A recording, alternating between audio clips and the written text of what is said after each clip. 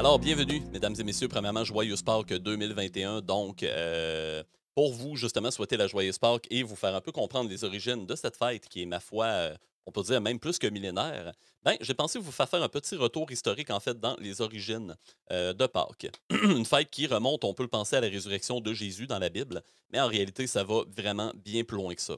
En fait, on va voir là, à travers cette chronique-là que ça fait encore partie des fameuses tendances en fait qu'a eu la religion catholique de vraiment placer des moments clés du mythe catholique sur des traditions qui étaient à la base des traditions païennes dans le but justement de rassembler tous ces gens-là, de les convertir vers la religion catholique. Tradition qui nous a été héritée vu que, bon, évidemment, nous, au Québec, puis dans la francophonie en général, on a eu tendance à adopter justement le catholicisme et à instaurer les pratiques catholiques vraiment dans notre culture.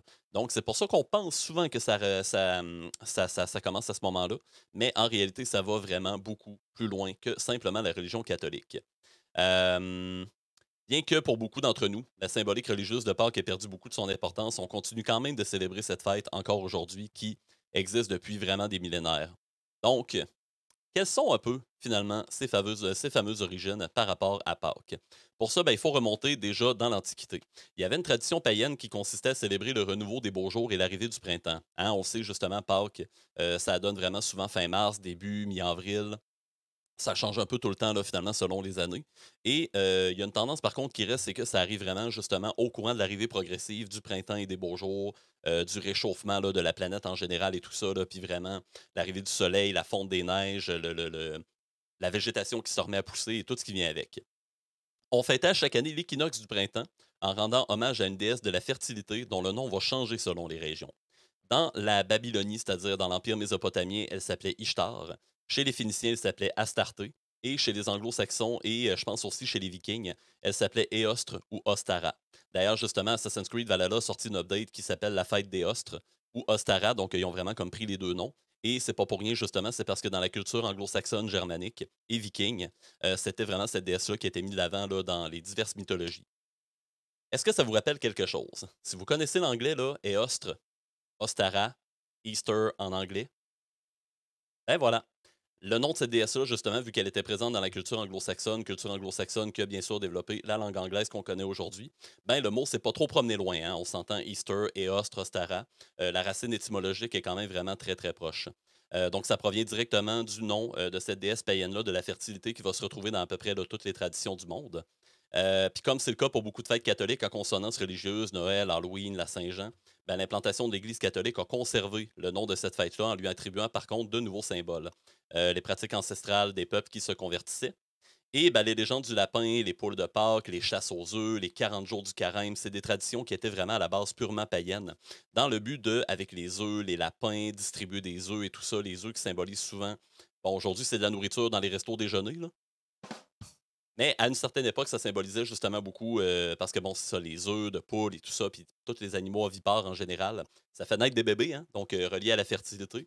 Donc, il y avait cette tradition-là là, de passer justement la bénédiction de la fertilité entre les gens d'une communauté.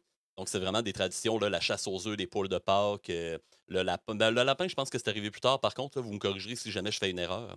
Là-dessus, j'avoue que j'ai moins vérifié là, pour ce qui est du lapin. Mais c'est ça, les 40 jours du carême et tout ça, là, c'était vraiment comme plus païen finalement comme tradition.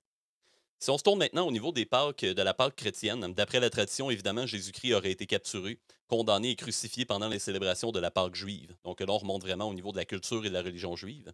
C'est pour cette raison que cette fête-là continue d'être célébrée par les chrétiens. D'ailleurs, l'agneau, souvent présenté aujourd'hui sur nos tables de Pâques, représente également le Christ, parfois appelé l'anneau de Dieu immolé. Les premiers chrétiens étant tous juifs, ils ont continué évidemment de célébrer cette fête traditionnelle, Pessa. Je vais vous l'écrire dans le chat, ça s'écrit comme ça ici, donc pour que vous soyez sûr de l'orthographe, en suivant la coutume de leurs ancêtres, mais en leur attribuant une symbolique qui correspondait à leur nouvelle conviction. De plus, le renouveau dont parlaient les légendes païennes pour célébrer l'arrivée du printemps correspondait à celui symbolisé par la résurrection du Christ. Maintenant, si on se tourne un peu plus vers les symboles de Pâques selon les régions, ben, comme on vient de le voir, toutes les coutumes qu'on continue de mettre en pratique chaque année proviennent vraiment de différentes croyances plus ou moins anciennes qu'a repris la religion catholique. Selon les endroits, les célébrations vont changer. Ça va être soit des repas, des jeux, chasse aux œufs, toute la thématique autour du lapin et tout ça. Et ben, si je vous présente maintenant quelques coutumes un peu plus modernes là, dans différents pays, On va aborder celle de France. Donc, justement, les Français, vous pourrez peut-être, dans le chat, là, nous rajouter quelques petites infos de plus. Si on fait un peu le tour de la planète, maintenant, on va voir un peu comment ça s'est concrétisé, ces origines chrétiennes et païennes-là, finalement. En France, on raconte que toutes les cloches du pays se taisent entre le jeudi et le samedi saint parce qu'elles partent à Rome se faire bénir. Lorsqu'elles reviennent, elles laissent tomber des œufs, les poules et les lapins en chocolat dans les prés et les jardins pour les enfants sages.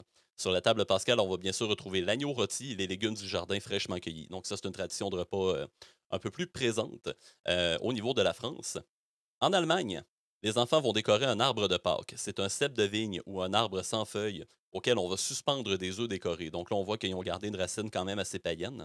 Ils vont fabriquer aussi des petits nids de paille et les cacher dans la maison en espérant que le lapin ou le lièvre de Pâques viendra le remplir d'œufs pendant la nuit. Je me rattrape sur ce que j'ai dit au début. Le lapin, si je ne me trompe pas, c'est l'animal totem de Éostre ou Ostara, la fameuse déesse de la fertilité. D'où la présence du lapin là, déjà assez tôt, finalement, là, dans les symboles de Pâques. Donc, je me rattrape là, par rapport à ce que je disais au début. Petite édit en plein vidéo, c'est quand même bien. Ça va m'éviter de le refaire là, en post-editing. Selon les régions, le lapin est parfois remplacé par une poule, un coq ou même un renard. On va manger d'habitude des plats verts le jeudi, soupe aux épinards, poireaux, sauce à l'oseille, du poisson le vendredi, du gigot d'agneau le samedi. Donc là, l'agneau reste encore quand même assez présent là, au niveau des animaux. En Corse, si on se déplace maintenant vers la Corse, il est coutume de manger une soupe aux pois chiches et à l'ail ou un ragoût de morue le jeudi et le vendredi avant Pâques. Pour la grande fête, la table va être garnie d'un beau cabri rôti, une jeune chèvre, et on va se délecter au dessert du campanile, une grosse couronne briochée dans laquelle on va glisser quelques œufs durs avant la cuisson pour porter chance. Donc encore une fois, la présence des œufs pour la chance et la fertilité. Au Mexique, si on se déplace en Amérique du Sud, les rues sont décorées de guirlandes au moins 2 semaines avant la fête. La veille de Pâques, tout le monde va descendre dans les rues. Ensuite, on va brûler des images représentant Judas, le fameux traître parmi les apôtres, ou on détruit des piñatas, son effigie, pour se régaler des sucreries qui en tomberont. Donc, quand même, un peu plus violent puis frappant, mettons, hein, la tradition mexicaine. Tout cela pour le punir d'avoir trahi le Christ. Donc, ils ont la rancune quand même assez longue, hein. On va dire ça comme ça. Ils ont la rancune quand même assez longue. Le poisson et les fruits de mer sont à l'honneur durant toute la période du carême, ainsi que pendant la fin de semaine de célébration. En Angleterre, les œufs ne sont pas apportés par un animal ou des cloches, mais ce sont plutôt les enfants qui font du porte-à-porte, un peu comme pour l'Halloween, afin de collecter des œufs en chocolat et autres sucreries. Le repas traditionnel va consister en un rôti d'agneau avec une sauce à la menthe, des pommes de terre et des petits pois. Ça m'a l'air délicieux. Pour dessert, on va se régaler de hot cross buns, qui consistent en de petites brioches sucrées aux fruits confits et décorées d'une croix. Dans les pays scandinaves maintenant, si on revient justement là, dans les cultures vikings, la Norvège, la Suède, la Finlande vont proposer un très grand nombre de coutumes culinaires et rituels associés au temps de Pâques, la plupart venus d'anciennes pratiques païennes. Pour n'en citer que quelques-unes, le soleil danserait le matin de Pâques et c'est pour cette raison-là que bien des gens se lèvent très tôt et se déplacent vers un point en altitude pour assister à la gigue de l'astre céleste. Les trolls et les sorcières, parce que oui, ça c'est quand même très présent dans le folklore, là, dans la mythologie viking, se réveillent et on allume parfois de grands feux pour les éloigner. Les enfants se déguisent en sorcières et en mauvais génie et frappent aux portes en brandissant des rameaux. Donc là, on peut même relier ça là, finalement à la fête de l'Halloween, qui est un peu une espèce de façon de chasser les mauvais esprits, d'incarner ces esprits-là pour comme éviter qu'ils nous chassent. Donc on voit là, qu'il y a quand même un petit peu un aspect, un écho de cette tradition-là. Ils diront quelques formules magiques pour rappeler la santé sur votre demeure à condition de recevoir des œufs en chocolat ou autres sucreries. Donc là, on voit que au niveau des pays scandinaves, Pâques, cette tradition-là avec les enfants puis les costumes, ça se rapproche, comme je le disais, là, de l'Halloween. On utilise des œufs durs colorés pour un jeu original qui consiste à se placer deux par deux et à taper nos œufs l'un contre l'autre. Le premier qui fait craquer son œuf a perdu et l'autre sera chanceux pour toute l'année à venir. Donc, encore une fois, l'œuf, la chance, transmission de la chance et tout ça. Il y a même une espèce de défi, de challenge entre les personnes, quand même intéressant.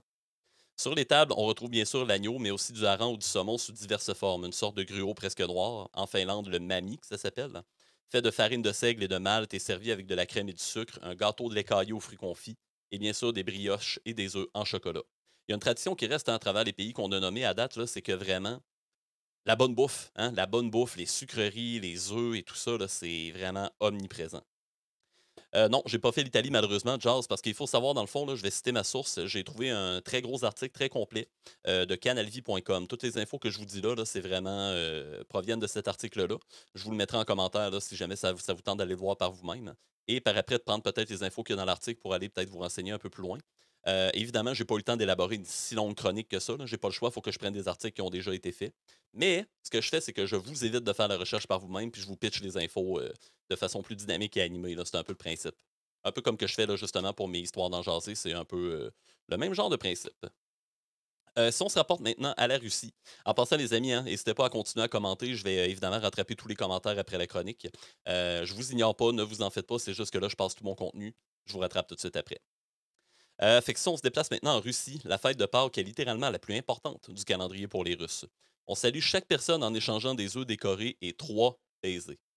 Pour le repas, il est coutume de manger de l'agneau au beurre et du jambon au four, donc encore une fois la présence de l'agneau. Pour les desserts, on se délecte d'un gâteau au fromage blanc et aux fruits confits parfumé de safran. Hmm. J'aimerais ça goûter ça, ce gâteau-là. On amène le gâteau appelé couliche à l'église pour qu'il soit béni par le prêtre avant la consommation. Les fleurs doivent décorer la table pascale et chaque famille sort sa plus belle nappe et sa plus belle vaisselle pour l'occasion. De plus, une tradition qui ne se retrouve nulle part ailleurs consiste à se rendre sur la tombe de vos proches pour manger vos œufs durs. Donc, encore une fois, la présence des œufs durs. D'ailleurs, il faut penser à laisser quelques œufs au cimetière pour apaiser l'esprit des morts. Attention. En Grèce maintenant, on jeûne le vendredi. Le samedi, on fait durcir des œufs que l'on teint ensuite en rouge pour symboliser le sang du Christ. On les mange avec une soupe aux tripes et un pain traditionnel. Pour le dimanche de Pâques, on se régale d'agneau rôti à la broche, encore une fois l'agneau, de riz, de salade et de boulettes de foie. Donc, pour conclure, Pâques est une fête qui est très riche de coutumes et de traditions. Quelles que soient vos croyances et l'importance que ces traditions vont occuper pour vous et votre entourage, il est toujours agréable, évidemment, comme toutes les fêtes, de se rassembler, de passer du bon temps avec les gens que vous aimez. Moins possible un peu en temps de pandémie, c'est sûr. Là, on s'entend que le contexte est vraiment différent. Mais heureusement, on a l'Internet et la technologie là, pour pallier à ces manques, de façon virtuelle, évidemment. Alors que vous célébriez l'arrivée du printemps ou la résurrection du Christ, bien évidemment, on vous souhaite à tous des moments inoubliables et plein de friandises chocolatées. Donc, articles et informations tirés de canalvie.com, vraiment des très très belles infos. J'en ai appris pas mal moi aussi là, en lisant cet article-là. Et j'avais le goût de vous partager vraiment là, en formule chronique. Petit complément d'information, j'ai parlé de Ishtar au niveau de la Babylonie, puis je trouvais ça intéressant d'aborder cette déesse-là. Donc, un autre petit complément d'information pour compléter la chronique. Qui est Ishtar? Peut-être que vous avez déjà entendu le nom, là, je vais vous l'écrire dans le chat. Ishtar comme ça ici. Inanna en sumérien. C'est une déesse mésopotamienne primaire, étroitement associée à l'amour et la guerre. Cette puissante déesse mésopotamienne est la première divinité connue pour laquelle nous avons des traces écrites. Bien qu'elle soit largement méconnue de nos jours, cette ancienne et puissante divinité avait un rôle complexe et influent dans les religions et les cultures du Proche-Orient ancien. Dans le monde antique, il est difficile d'exagérer l'importance d'Inanna/Ishtar. En tant que déesse mésopotamienne la plus connue, son influence substantielle était marquée dans bien des aspects de la vie de ses adorateurs. Elle était adorée à travers la vaste étendue géographique qui composait le Proche-Orient ancien, pour une période s'étendant sur plusieurs milliers d'années. Ishtar apparaît très tôt dans l'histoire des civilisations complexes, son culte étant attesté à Uruk dès la fin du 4e millénaire avant notre ère, donc 4000 ans avant la naissance de Jésus. C'est quand même très très loin. Qu'est-ce que je peux vous dire d'autre à part ça sur elle? Ishtar a eu un impact conséquent sur les imageries et les cultes de plusieurs déesses qui lui succéderont, apparemment, ce qui inclut la fameuse déesse de l'amour Aphrodite et d'autres déesses populaires comme Astarté, dont on a parlé tantôt dans la chronique. Plusieurs déesses de l'époque classique, telles qu'Aphrodite, Artémis et Athéna, ont continué de fonctionner comme des symboles culturels importants, donc vraiment, apparemment, beaucoup influencés par les caractéristiques de la déesse Ishtar. Ishtar, en comparaison, n'a pas bénéficié d'une pareille longévité de son image, par contre. Elle est passée d'être l'une des divinités les plus attestées de la Mésopotamie à un oubli pratiquement complet.